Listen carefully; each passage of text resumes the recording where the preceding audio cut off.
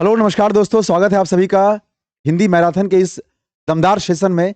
इससे पहले हम लोग हिंदी का 2 मैराथन कर चुके हैं और ये एसएससी जीडी के प्रहार बैच के तहत हम लोग अब तक सारे के सारे सब्जेक्ट्स जो आपके एग्जाम में पूछने वाले हैं उस सब को कवर किया जा रहा है। इस सीरीज के तहत हम लोग बात कर चुके हैं अब तक जनरल स्टडीज के बारे में। हिंदी का मैराथन अभी आपके सामने अभी है। इससे पहले जो जितनी भी क्लासेस हुई हैं उसका प्लेलिस्ट बना हुआ है आपके पैन एग्जाम चैनल पर, आप वहां देख लीजिएगा।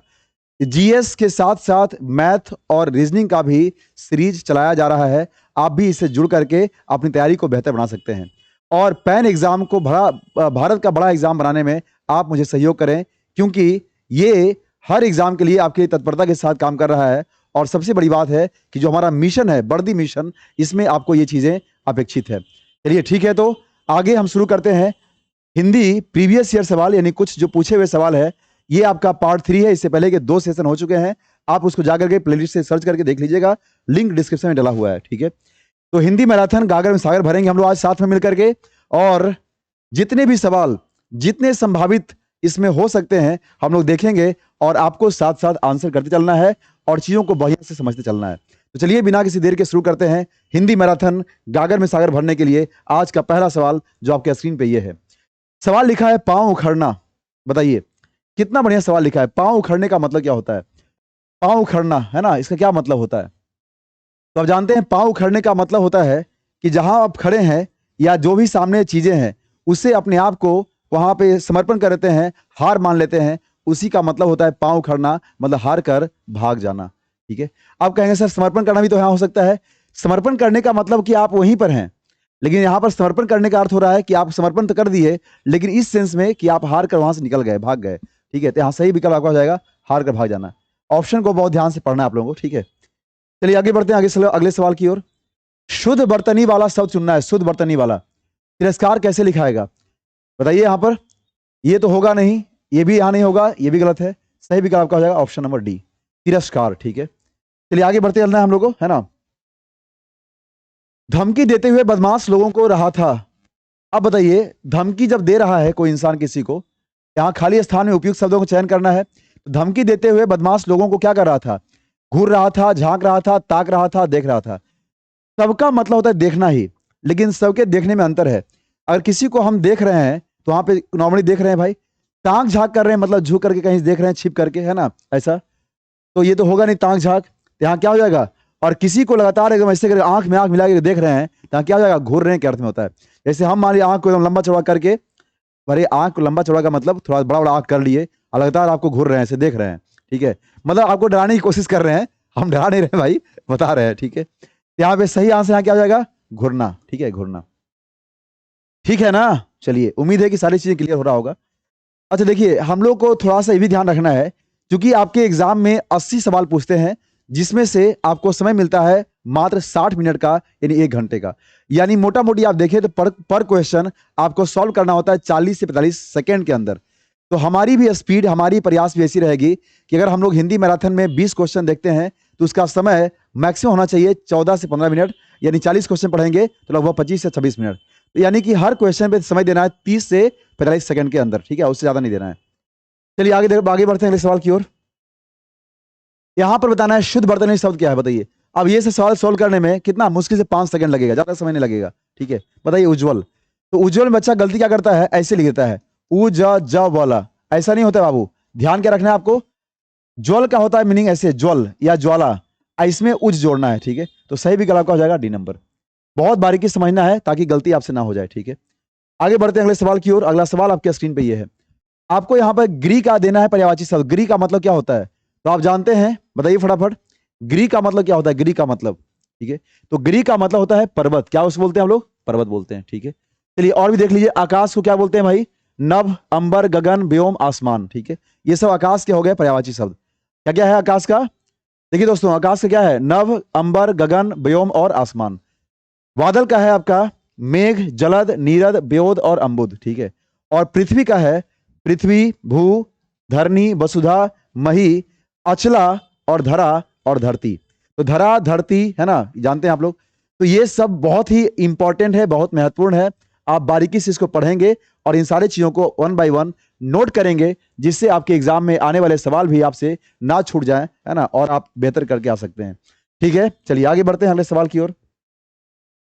अगला सवाल लिखा है मध्य रात्रि का समय क्या बोलते हैं? मध्य रात्रि का समय, ठीक है, मध्य रात्रि के समय को इंग्लिश में क्या सॉरी इंग्लिश में नहीं, हिंदी में क्या बोलते हैं? ठीक है, यहाँ क्या हो जाएगा बताइए? विभारी क्या होता है? विभारी देखिए ध्यान दीजिएगा, विभारी होता है तारों वाली रात, यानी जब रात काफी चमकती रहती है, टिमटिमाती रहती है, तो उसी को बोलते हैं विभारी। क्या बोलते हैं उसको? विभारी। प्रदोष होता है सूर्यास्त से 45 मिनट पहले और उसके ठीक बाद का समय, यानी जब सनसेट होता है, सूर्यास्त होता है, तो उसके ठीक 45 मिनट पहले और 45 मिनट बाद का जो समय होता है उसे आप प्रदोष काल बोलते हैं। क्या उसे बोलते हैं? प्रदोष काल। ठीक है, उषा काल जानते हैं जब सूर्योदय हो जाता है और पूरी तरह से मतलब लालिमा नहीं आती है उतना, है ना, अभी आ ही रही होती है, लालिमा रहता है, उसी को बोलते हैं उषा काल बोलते हैं। ठीक है, तो यहां पर सही आंसर होगा आपका निश्चित। क्या हो जाएगा? निश्चित। ठीक है, ध्यान रखिएगा, प्रदोष ध्यान रखिएगा, प्रदोष काल। ठीक, अगला सवाल है सैनिकों ने देश को भारी संकट से रोक दिया। सैनिकों ने देश को भारी संकट से रोक दिया। रोक दिया, हटा दिया, भगा दिया, रोक लिया, बचा लिया। आपको प्रतिस्थापित करना है कि यहां दिए गए जो विकल्प हैं वो सही है या इनमें से कोई सही है। तो किसी को, जैसे हमने आपको क्या किया, गलती होने से रोक दिया या बचा लिया? गलत करने से रोक दिया भाई, गलती होने से आपको बचा लिया, यानी आपको गलती करने से मैंने आपको बचा लिया। ठीक है, या कोई काम करने से मैंने आपको बचा लिया। तो सैनिकों ने देश को भारी संकट से क्या किया? बचा लिया। ठीक है, चलिए आगे बढ़ते हैं अगले सवाल की ओर। किसी के पीछे पीछे चलने वाले क्या बोलते हैं? तो पीछे पीछे चलने वाला आप जानते हैं, अनु का मतलब होता है पीछे पीछे, है ना, आगामी मतलब गमन करने वाला, चलने वाला, तो अनुगामी यहां हो जाएगा पीछे पीछे चलने वाला। बहुत सारे बच्चे यहां पर अनुकरणीय आंसर मारते हैं, बहुत ध्यान समझिए। अनु का मतलब पीछे पीछे होता है, अकरणीय मतलब करने वाला, यानी किसी के पीछे पीछे उसका नकल करने वाला अनुकरणीय होता है, जबकि पीछे पीछे गमन करने वाला यानी चलने वाला अनुगामी होता है। सहचर का मतलब होता है जो साथ साथ चलता है, और अनुज का मतलब छोटा होता है, अग्रज का मतलब बड़ा होता है। ठीक है बात, चलिए आगे बढ़े क्या बाबू, बताइए। अगला मीनिंग दिया आपका मधुर, है ना, मधुर का यहां पे देना है आपको, विलोम शब्द चुनना है, मधुर का विलोम शब्द चुनना है। बताइए यहां पे क्या हो जाएगा? तिक्त, अमल, लवण या कटु? तो मधुर का विलोम शब्द चुनना है। बताइए, अमल और क्षार तो इसमें होगा नहीं, है ना, अम्लीय और क्षारीय यहां बोलते हैं क्या? बताइए, अमल और क्षार तो यहां पे होगा नहीं, क्या बोलेंगे बताइए? तो आप जानते हैं मधुर का जो होता है क्या क्या होता है? मधुर मतलब मीठा, तो मीठा का यहां क्या हो जाएगा? कटु कह सकते हैं आप लोग, इसका विलोम शब्द कटु। ठीक है, या इसी को बोलते हैं कर्कश। क्या बोल सकते हैं आप लोग मीनिंग? कर्कश बोल सकते हैं। ठीक है, तो सही आपका विकल्प हो जाएगा ऑप्शन नंबर 4। आगे बढ़ते हैं अगले सवाल की ओर। मालिन, माली का स्त्रीलिंग है मालिन, माली का मतलब होता है पुरुष, और माली का जो स्त्रीलिंग हो गया, है ना, ये हो गया मालिन। तो मालिन ने माला गूंथ लिया। लिया क्या होता है? लिया होता है पुल्लिंग के लिए, ठीक है ना, यानी कि आप जानते हैं पुल्लिंग, ठीक है, मेल के लिए आप बोल सकते हैं, पुरुष के लिए बोल सकते हैं। तो मालिन जो है वो माला गूंथने लिया, मालिन ने माला गूंथ ली। ठीक है, ऐसा बोलेंगे। तो आपको ही कहना था, यदि कोई त्रुटि नहीं है तो आपको आंसर करना है नहीं है, लेकिन जिसमें त्रुटि वो आंसर करना है। तो माला सही है, मालिन ने सही है, सही गलती आपका ये नंबर, यानी मालिन ने माला गूंथ लिया नहीं बोलेंगे, मालिन ने माला गूंथ ली, ऐसा बोलेंगे। ठीक है, चलिए बढ़ते हैं अगले सवाल की ओर। फिर से वही करना है आपको, दिए गए ऑप्शन के हिसाब से प्रतिस्थापित करना है। अगर लगता है कि किसी बदलाव की जरूरत नहीं है तो आपको ऑप्शन नंबर डी करना है यहां पर। तो इसका उत्तरदायित्व तो मेरे ऊपर है, उत्तरदायित्व किसी के ऊपर होता नहीं है। देखिए, आप मोटा मोटी ये कहें कि जैसे मेरे ऊपर उत्तरदायित्व है, तो ऊपर नहीं है भाई, मुझ पर है। मतलब किसी भी चीज को काम करने की जो रेस्पॉन्सिबिलिटी है, जो जिम्मेदारी है, वो मुझ पर है, मेरे ऊपर नहीं है। तो ऐसे यहां पे बोलेंगे, तो सही इसका आंसर क्या हो जाएगा? मुझ ऊपर नहीं, मुझ पर, ना कि मेरे पर और मेरे ऊपर। मेरे यहां शब्द नहीं होगा, मुझ पर होगा, अपने लिए। ठीक है, कमल का पुष्प होता है, बताइए। तो कमल का पुष्प क्या होता है? निर्मल होता है। निर्मल का मतलब होता है साफ। क्या होता है निर्मल मतलब? साफ होता है, सुंदर होता है, सुथरा होता है। ठीक है, तो कमल का पुष्प निर्मल यहां को मतलब बनता नहीं है। कमल का जो पुष्प होता है, फूल होता है, ये बड़ा सॉफ्ट होता है, बड़ा कोमल होता है ना, ऐसा बोलेंगे। सही आंसर आएगा कोमल। सुकोमल कहने के मतलब नहीं है, कोमल का मतलब ही होता है सॉफ्ट। ठीक है, चलिए आगे बढ़ते हैं बाबू अगले सवाल की ओर। अगला सवाल आपके स्क्रीन पे ये है, आजकल वहां काफी सरगर्मी। तो कहीं भी, जैसे आजकल एसएससी जीडी की जो तैयारी कर रहे हैं आप लोग बढ़िया से, है ना, तो आजकल मार्केट में यानी बाजारों में एसएससी जीडी की काफी दिखती है, लीजिए हम तो आंसर कर दिए, काफी दिखती है क्या सरगर्मी, यानी लोगों के मन में केवल सवार है कि इस बार वर्दी धारण करना है भाई, यानी वर्दी पहनना है, ठीक है ना। तो यही आपका जो हमारा जो मिशन है आपके साथ कि इस बार क्या, इस बार एक सरकारी नौकरी आपके द्वार, ठीक है ना। तो चलिए ध्यान रखिएगा। तो आजकल वहां काफी सरगर्मी क्या होती है, वायवीय संभावित दृष्टिकोण नहीं बल्कि दिखती है, ऐसा बोलेंगे, ठीक है। बढ़ते हैं अगले सवाल की ओर। अगला सवाल आपके स्क्रीन पे ये है, दिए गए शब्द के समानार्थी शब्द चुनना है। समानार्थी का मतलब होता है पर्यायवाची शब्द। क्या चुनना है, पर्यायवाची शब्द चुनना है। बताइए यहां पर घृणा दिया है, तो घृणा का जानते हैं क्या होता है, नफरत होता है ना। घृणा का सही विकल्प नफरत। घृणा का कुछ और पर्यायवाची है, कुत्सा है, विराग है, अप्रीति है, विरक्ति है, घीन है, अरुचि है और नफरत है। तो ये सब हो गया घृणा का पर्यायवाची शब्द। रिपु पुल्लिंग है जिसका मतलब होता है शत्रु या दुश्मन होता है, ठीक है। और इस करी, करी मतलब करना का ये स्त्रीलिंग भी है, लेकिन करी का मतलब हम लोग हाथी के अर्थ में भी यूज करते हैं, ठीक है। तो ये ध्यान रखिए आप लोग, ठीक है। चलिए आगे बढ़ते हैं अगले सवाल की ओर। उम्मीद है कि आपको सारे के सारे बात ठीक ढंग से समझ में आ रहे होंगे, क्लियर है। चलिए आगे बढ़ते हैं अगले सवाल की ओर। अगला सवाल आपके स्क्रीन पे ये है, दिए गए वाक्य के किस भाग में त्रुटि है ना, बताना है आपको। इस ग्रंथ की ऐतिहासिकता बताइए। क्या ऐसा कोई मीनिंग पढ़े होंगे आप लोग। इतिहास तो पढ़े हैं भाई, लेकिन इतिहास से बनता है मीनिंग ऐतिहासिक। क्या मीनिंग बनता है, ऐतिहासिक। और इसी से बनता है फिर ऐतिहासिकता बनता है, ठीक है, ना कि ऐतिहासिकता। तो आपका सही त्रुटि यहाँ क्या हो जाएगा, ऑप्शन नंबर सी में। तो ऐतिहासिकता नहीं होगा बल्कि क्या होगा, ऐतिहासिकता बोलेंगे, ये ऑप्शन, ठीक है। क्लियर है बात, आगे बढ़ते हैं। चलिए फिर से आ गया गद्यांश। गद्यांश को पढ़ना है और पढ़ करके आंसर करने की कोशिश करनी है, ठीक है। क्या कर रहा है, बहुत ध्यान से पढ़िएगा। गद्यांश अगर पढ़ लेंगे तो 5 सवाल आपका वहां से फिक्स हो जाएगा, ना बदला था ना बदलेगा, और 5 नंबर आपको मिल जाएगा। संगीत का मानव डैश में विशेष स्थान है। तो संगीत का मानव डैश में विशेष स्थान है किसमें, मानव जीवन में, मानव संसार में, मानव हृदय में, मानव मस्तिष्क में। अब देखिए मानव संसार यहां कहेंगे नहीं भाई, ठीक है। मानव हृदय में क्या होगा, ये भी ऑप्शन नहीं होगा। मानव मस्तिष्क में नहीं बल्कि मानव जीवन में, ठीक है। तो संगीत का मानव जीवन में विशेष स्थान है। प्रकृति का जो कण कण है वो संगीत से क्या है, संगीत से डूबा है, भीगा है, सराबोर है या ओतप्रोत है। डूबा है नहीं, ना ही भीगा है, ना ही सराबोर है, बल्कि संगीत से ओतप्रोत है, यानी संगीत से प्रभावित है, ऐसा कह सकते हैं।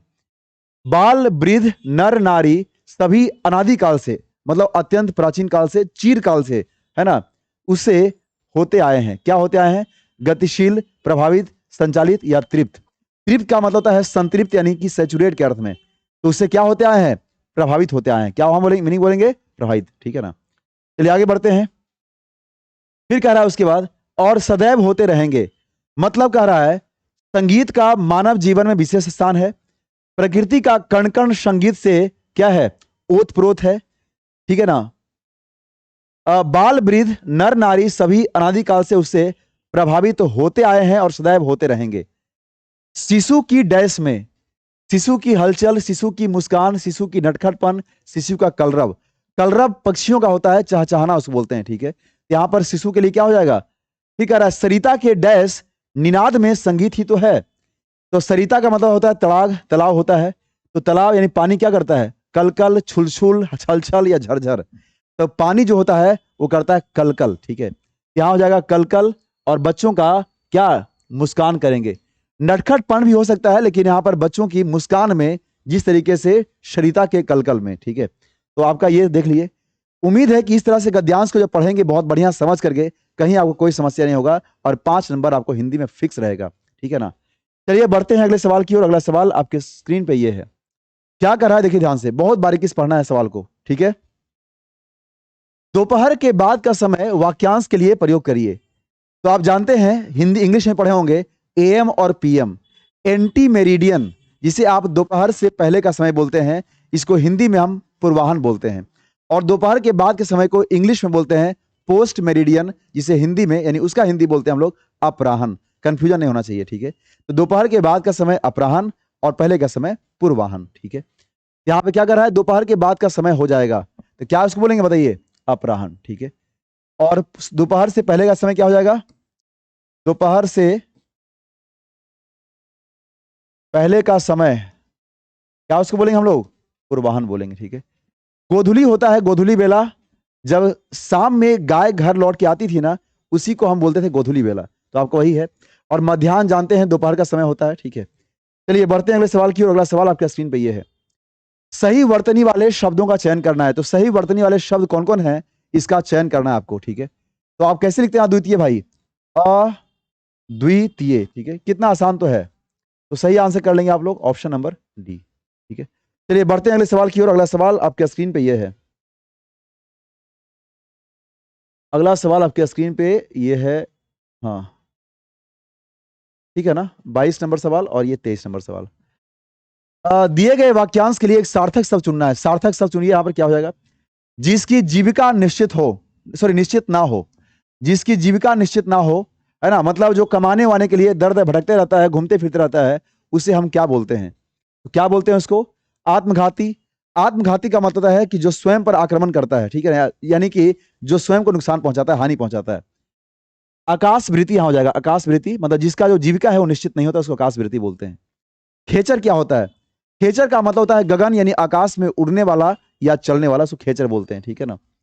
और अगोचर का मतलब होता है, गोचर मतलब दिखाई देना, दृष्टि, और अ मतलब नहीं, यानी जो दिखाई नहीं पड़ती है उसको अगोचर बोलते हैं। और खेचर मीन्स क्या होता है? आकाश में चलने वाला, नभ में चलने वाला, व्योम में चलने वाला। हमने बता दिया आकाश का पर्यायवाची शब्द भी, ठीक है। चलिए ध्यान रखिएगा। आगे बढ़ते हैं अगले सवाल की ओर। अगला सवाल आपके स्क्रीन पे ये रहा, तुरंगी के समानार्थी शब्द का चयन करना है। बताइए तुरंगी मतलब क्या होता है? घुड़सवार, घुड़साल, अस्तबल, और क्या दिया है मीनिंग? मीनिंग आपको दिया है अस्तबल और क्या दिया है? घुड़सार दिया है। बताइए यहां पर सही इसका विकल्प क्या हो जाएगा? यानी 24 नंबर सवाल का सही आंसर क्या हो जाएगा? फटाफट आप लोग जवाब दीजिए। सवाल नंबर 24 का यहां क्या बोलेंगे बताइए। तो आप जानते हैं तुरंगी को क्या बोलते हैं? देखिए तुरंगी का मतलब होता है जो घोड़े पे सवार होकर के चलता है ना, उसको घुड़सवार बोलते हैं। लेकिन जहां घोड़ा बन्हाता है, यानी बंधाता है, उसको बोलते हैं अस्तबल, ठीक है। यहाँ हो जाएगा घुड़सवार। इसी को आप बोलते हैं अश्वारोही। क्या इसको नहीं बोलते हैं? अश्वारोही, ठीक है। चलिए आगे बढ़ते हैं अगले सवाल की ओर। अगला सवाल आपके स्क्रीन पे ये है, बताइए इसका सही विकल्प। असली भैंस का दूध, ओ माय गॉड। देखिए ये असली भैंस और नकली भैंस क्या होता है भाई? अच्छा ये बताइए, जैसे मान लेते हैं कि हम कागज पे एक भैंस बना दें, तो कागज में बनी हुई भैंस देगी दूध, पनीर, मिठाई या पानी? अगर कागज पे भैंस बना दे हम, तो वो तो हो गया नकली भैंस। तो नकली भैंस कुछ देगी नहीं, यानी ऐसा शब्द यूज करना गलत है। असली भैंस नहीं भाई, कोई भैंस रहे वो दूधे देगी, ठीक है ना। तो भैंस दूध देगी, तो भैंस का असली दूध ऐसा होना चाहिए, ना कि असली भैंस का दूध। तो सही विकल्प का हो जाएगा ऑप्शन नंबर सी, भैंस का असली दूध, ठीक है, ये बोलेंगे हम लोग। चलिए बढ़ते हैं अगले सवाल की ओर। अगला सवाल आपके स्क्रीन पे ये है, बताइए इसका। अच्छे लड़के परिश्रमी होती हैं, क्या बात है। हमने कहा था कि जेंडर पकड़ के बात करना है आपको, है ना, यानी कि लिंग क्या कैसे यूज करेंगे। मैं पढ़ाती हूं, हमको देख के क्या लग रहा है? पढ़ाती हूं। आप सब पढ़ती हैं। लड़कियां हैं केवल तो पढ़ती हैं, लड़के हैं तो पढ़ते हैं, है ना। आज दोनों हैं तो भी पढ़ते हैं। एक लड़का देखता है तो पढ़ता है। मैं पढ़ाता हूं, ठीक है, ऐसा बोलेंगे। तो अच्छे लड़के, चूंकि यहां पे बहुवचन में दिया है, तो क्या हो जाएगा? परिश्रमी होती है, नहीं होते हैं, ठीक है ना। चलिए आगे बढ़ते हैं अगले सवाल की ओर। अगला सवाल आपके स्क्रीन पे ये रहा, बताना है इसका सही आंसर। पेड़ पर चिड़िया है, तब पेड़ पर चिड़िया क्या करती है भाई? चहचहाती है, कड़कती है, टिटकारती है और हिनहिनाती है। तो पेड़ पर चिड़िया करती है, क्या करती है बताइए? तो चिड़िया क्या करती है? बताइए बताइए फटाफट। तो भाई चिड़िया तो चहचहाती ही है ना। वाह वेरी गुड, बहुत बढ़िया आंसर। आगे बढ़ते हैं, जवाब है ना। बरगद हहरा रहा था। बरगद समझते हैं ना, बरगद बट वृक्ष। तो बट वृक्ष की जब पत्ती, जब हवाएं चलती हैं तो उसके पत्तियां, है ना, जब लहराता है यानी कि आवाज करता है उसे, तो उसको हम बोलते हैं झाएं झाएं करना। क्या करना? झाएं झाएं, ठीक है। तो बरगद झाएं झाएं हहरा रहा था। झाएं झाएं, साए साए नहीं, साए साए जब हवाएं चलती है धीरे धीरे, तो जो घास फूस होता है ना, उससे उससे आवाज निकलता है साए साए, ठीक है ना। तो यहाँ होता है झाएं झाएं, ठीक है, झाएं झाएं। हाँ आगे बढ़ते हैं अगले सवाल की ओर। परिवर्तन का नियम है, किसका नियम है भाई? जगत का, संस्कृति का, पृथ्वी का, प्रकृति का, है ना। परिवर्तन किसका नियम है? तो परिवर्तन जानते हैं प्रकृति का नियम है। किसका नियम है? प्रकृति का। ठीक है, आगे बढ़ते हैं। अरे भाई मजा आ रहा है ना? चलिए बहुत बढ़िया, बहुत बढ़िया, ऐसे मजा लेते रहिए आप लोग। निम्नलिखित में से कौन सा जो विलोम युग्म है, यानी कि अपोजिट एक दूसरे कौन सा, बताइए। अंगीकार स्वीकार, उद्धम उत्तम, अवनत उन्नत, अकाम सकाम। यहाँ पे विलोम युग चुनना है, यानी कि एक दूसरे का उल्टा चुनना है। बताइए यहाँ पे उल्टा कौन सा है? उल्टा चुनना है, बताइए। तो अंगीकार है ना, और क्या कर रहा है यहाँ पर? अच्छा, सुमेलित नहीं, ऐसा करना है। सुमेलित नहीं है मतलब विलोम एक दूसरे का उल्टा नहीं है। तो आप जानते हैं अंगीकार का मतलब होता है किसी चीज को मान लेना, यानी स्वीकार कर लेना। तो इसी का यहां दिया है। तो ये दोनों शब्द एक दूसरे के समानार्थी दिए हुए हैं, यानी कि पर्यायवाची दिए हुए हैं, जबकि कहना है आपको उल्टा विलोम देना है। ठीक है, तो अधम और उत्तम सही। अधम मतलब नीचे, उत्तम मतलब ऊपर, उल्टा है। अकाम सकाम उल्टा है। अवनत और उन्नत उल्टा है। तो सही आपका आंसर आएगा ऑप्शन नंबर ए। ठीक है, आगे बढ़ते हैं अगले सवाल की ओर। अगला सवाल आपके स्क्रीन पे ये है। आपको इंद्र का देना है, समानार्थी शब्द चुनना है। इंद्र का समानार्थी शब्द चुनना है ना। दिए गए शब्द के समानार्थी शब्द का चयन करना है, इंद्र का आपको चुनना है। बताइए, तो आप जानते हैं क्या हो जाएगा? ईश्वर, यक्षराज, भगवान या देवराज। तो जानते हैं इंद्र को, जिसे आप वर्षा करने के देवता ही मानते हैं, यानी देवों का देव मानते हैं, देवराज मानते हैं उन्हें, है ना। तो यहां क्या हो जाएगा बताइए? इंद्र का हो जाएगा देवराज। देवेंद्र और बिडौज, बहुत अच्छा मीनिंग दिया है। इसका सही आंसर होगा देवराज। ठीक है, ईश्वर का देख लीजिए आप लोग। ईश होता है भगवान, परमेश्वर, परब्रह्म या ब्रह्म। ठीक है ना, ब्रह्म नहीं बोलना है, ब्रह्म बोलना है। यक्षराज का जगह धनाधीप, राजराज और कितरेश। ठीक है, तो ये सब इसका आपको विकल्प हो जाएगा। उम्मीद है कि आपको सब चीज क्लियर होगा, समझ में आ रहा होगा। ठीक है दोस्तों, चलिए आगे बढ़ते हैं। अगले सवाल की ओर बढ़ते हैं हम लोग। आपको इसमें से त्रुटि चुनना है। इस तरह के सवाल को हम लोग इंग्लिश में कॉमन एरर बोलते हैं, और हिंदी में भी आपको क्या त्रुटि चुनने वाला है। प्रस्तुत पंक्तियां कमायनी से, कमायनी एक ग्रंथ है जिसे लिखा गया है जयशंकर प्रसाद द्वारा, कमायनी। ठीक है ना, तो प्रस्तुत पंक्तियां कमायनी से ली हैं। देखिए, जैसे मान लिया जाए मैंने पढ़ी है, इसका मतलब वो सेंटेंस किस में हो गया? एक्टिव में हो गया, जिसको आप बोलते हैं एक्टिव वॉइस, पैसिव वॉइस पढ़े होंगे आप लोग, है ना। तो हम लोग जो बात को अपने तरीके से करते हैं, है ना, और किसी के द्वारा किया जाता है, यहां पे यही अंतर है। तो कमायनी से कुछ चीज ली है नहीं, बल्कि ली गई है, ऐसा होना चाहिए। यहां पे सही आंसर आपका हो जाएगा विकल्प नंबर 3, है ना, यानी ये ऑप्शन कर लेंगे। और अगर सुधारना है इसको, कैसे सुधारेंगे? प्रस्तुत पंक्तियां कमायनी से ली है नहीं, ली गई हैं, ऐसा बोल देंगे, यानी ये पैसिव हो जाएगा। ठीक है ना, चलिए आगे बढ़ते हैं अगले सवाल की ओर। अगला सवाल आपका ये है, आदर और निरादर करना, यह अर्थ किसका, किस मुहावरे का है? आदर और निरादर करना। पान फूल पर रहना, पान फूल सा, पान पन्ही खिलाना, पान पत्ते तक सीमित होना। देखिए आपको लग रहा होगा आदर का मतलब एकदम हाथ पैर बढ़िया से एकदम, है ना, जोड़ उड़ लिया बढ़िया से। अनिरादर मतलब, है ना, आप समझ लीजिए बात। ठीक है, तो क्या कह रहा है बताइए? आदर मतलब पान खिलाना भाई, अनिरादर मतलब पन्ही खिलाना। तो पान और पन्ही खिलाने को क्या बोलते हैं हम लोग? आदर और निरादर करना एक साथ दोनों। ठीक है, पान और पन्ही खिलाना। आगे बढ़ते हैं अगले सवाल की ओर। अगला सवाल आपके स्क्रीन पे ये है, बताइए इसका सही विकल्प। कह रहा है मुझे अनंत काल से नहीं मिला है, वह मुझे अनंत काल से नहीं मिला है। अनंत काल नहीं होता बाबू, बहुत लंबे समय से जब हम बोलते हैं तो उसको हम बोलते हैं चीरकाल। क्या उसको नहीं बोलते हैं? चीरकाल। ठीक है ना, मतलब काफी लंबे समय से। ठीक है, यहां सही आंसर कर लेंगे। अच्छा, प्राचीन काल में तो यहां होगा नहीं, अब पुरातन काल से भी नहीं बोलेंगे, चीरकाल से बोलेंगे, यानी काफी लंबे समय से। ठीक है, चीर मतलब होता है लंबा। चलिए आगे बढ़ते हैं अगले सवाल की ओर। सही वर्तनी का आपको चयन करना है यहां पर। बताइए, ईशालु, ईर्ष्यालु, ईर्ष्यालु या ईर्ष्यालु। यहाँ पे सही विकल्प हो जाएगा आपका ईर्ष्यालु। ठीक है, ऑप्शन नंबर सी इसका सही आंसर हो जाएगा। ठीक है बात, चलिए ध्यान रखिए आगे। अब हम लोग पढ़ते हैं फिर से अंतिम गद्यांश की ओर, है ना, और गद्यांश को बहुत ध्यान से पढ़ना है। आप भी पढ़िए मेरे साथ, क्या क्या है, बहुत ध्यान से पढ़ना है, क्योंकि गद्यांश अगर ध्यान से पढ़ेंगे तभी आपको, है ना, फिर मजा आएगा। यहाँ पर पढ़िए, यहाँ पर क्या दिया है, बहुत ध्यान से पढ़िए गद्यांश को। ठीक है, क्या क्या लिखा है बताइए यहाँ पर। गद्यांश अगर पढ़ लेंगे बढ़िया से, कभी आपको कोई समस्या नहीं होगा, क्योंकि 5 सवाल यहां से समझिए आपका फिक्स हो जाता है। 5 सवाल फिक्स हो जाता है आपका। ठीक है, क्या कह रहा है, मनुष्य शारीरिक कष्ट से ही पीछे हटने वाला नहीं है। तो सबसे पहले जैसे आ गया मनुष्य, तो मनुष्य क्या है भाई, आप जानते हैं जानवर है, नभचर है, जलचर है, प्राणी है। तो मनुष्य एक सामाजिक जानवर है कि प्राणी है? क्या है बताइए? प्राणी बोलते हैं, ठीक है। तो मनुष्य शारीरिक कष्ट से पीछे हटने वाला प्राणी नहीं है, आप सीधे करेंगे प्राणी, ठीक है। फिर कह रहे हैं आगे, मानसिक क्लेश, क्लेश मतलब कष्ट की संभावना से भी बहुत से कर्मों की ओर प्रवृत्त होने का डैश उसे नहीं होता है। क्या साहस, दुस्साहस, हिम्मत या प्रयास? बहुत सुंदर ऑप्शन दिया है और ये सारे के सारे विकल्प काफी क्लोज ऑप्शन दिया है। आपको बताना है कि यहां पर सही विकल्प इसका क्या हो जाएगा, ठीक है। बताइए यहां पर, तो मानसिक क्लेश की संभावना से, यानी जो मानसिक कष्ट होता है इसकी संभावना से बहुत से कर्मों की ओर प्रवृत्त होने का, प्रवृत्त मतलब आगे बढ़ने का, झुकाव होने का, उसे नहीं होता है। क्या नहीं होता है? दुस्साहस का मतलब होता है किसी को चुनौती देना, है ना। और हिम्मत, देखिए हिम्मत क्या होता है ना, कि जब भी कोई काम को करते हैं, काफी साहसी काम करते हैं, तो वहां एडवेंचरस होता है हिम्मत, ठीक है। यहां पर सही आपका आंसर होगा साहस। ऐसा करने का साहस हमें नहीं है, डेयर नहीं है, ठीक है।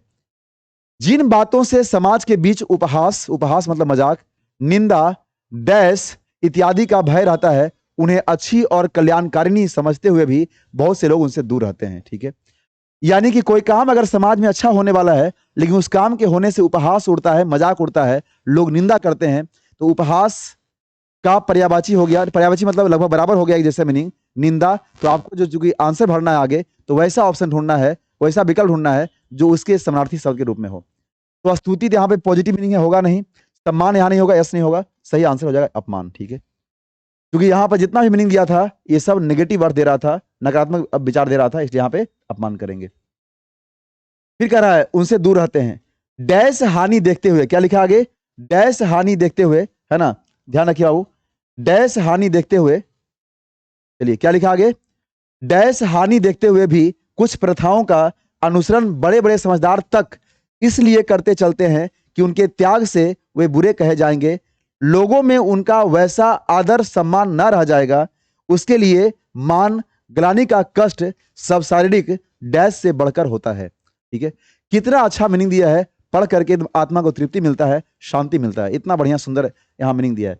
बताइए यहाँ पर 39 नंबर में सवाल का यहाँ सही आंसर क्या हो जाएगा? 39 में बताइए क्या कर रहा है, देखिए, डैश हानि देखते हुए, कैसा, भीषण हानि, प्रत्यक्ष हानि, परोक्ष हानि या भयंकर हानि? तो भीषण और भयंकर तो होगा नहीं, क्योंकि यहां पर भीषण मतलब बहुत ज्यादा होता है, भयंकर होगा नहीं।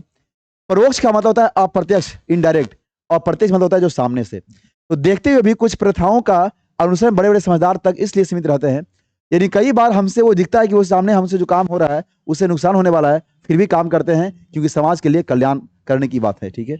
यहाँ क्या करेंगे? प्रत्यक्ष करेंगे, ठीक है। फिर बुरे कहे जाएंगे, लोगों में वैसा आदर सम्मान ना रह जाएगा, ठीक है, उसके लिए मान ग्लानि का कष्ट सब शारीरिक से बढ़कर होता है।